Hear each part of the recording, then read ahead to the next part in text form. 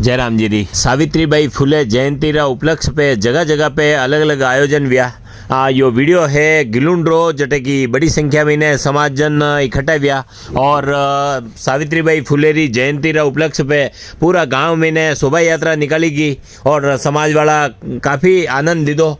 और अणिमी ने अध्यक्ष किशन जी माली, प्रचार अध्यक्ष गणेश जी माली, कमलेश माली, विजय माली, मीठालाल माली, मगनी राम जी माली और बड़ी संख्या में समाजजन उपस्थित था।